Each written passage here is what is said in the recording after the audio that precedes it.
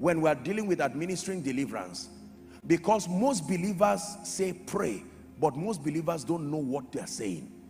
This idea of praying does not just mean talk to God. God is not the only person you talk to in prayer. There are times you talk to the situation. There are times you talk to the devil. There are times that you talk to, you engage and call into remembrance the integrity of God. All of it is called prayer. So don't say I prayed. We need to vet what you did based on the situation you are trying to handle. Just because you were given injection does not mean you were given the right treatment. We have to look at what was wrong with you and who gave you the injection and what you were given, and we can say no, you have typhoid. This is not the treatment for typhoid. Are we together? So just because you feel the pain of injection, you can say I received the injection, I should be well. That's what is frustrating many believers, because they will tell you, Apostle, I have prayed. You don't, look, nobody prays like me. I agree. Let's hear what you have been saying. Let's understand to who you have been talking. First, let me know what you want to achieve. You will find out that many believers have just been wasting their time. When they say pray, they just mean talk. Talk loud. Add it again to God. Round up. You have prayed. You will never get victory that way. It takes intelligence to understand what to say. There were times Jesus spoke to the Father.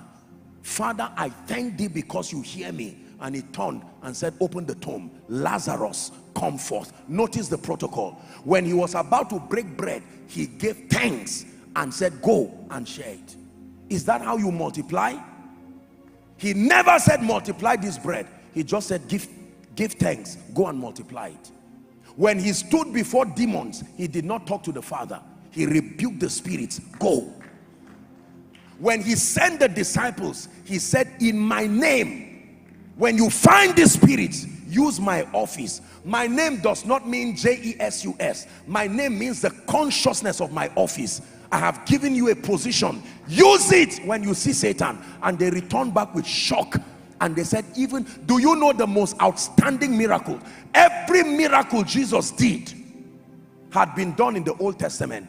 The only miracle that had not been done in the New Testament was a miracle of deliverance. Never had a man used authority and a name to remove any demon. You don't find that in the Old Testament. You find them playing strings and the demons living. Are we together now? But you do not find anybody using a name to remove any demon. It's not done any. In fact, what they do is they will kill the person.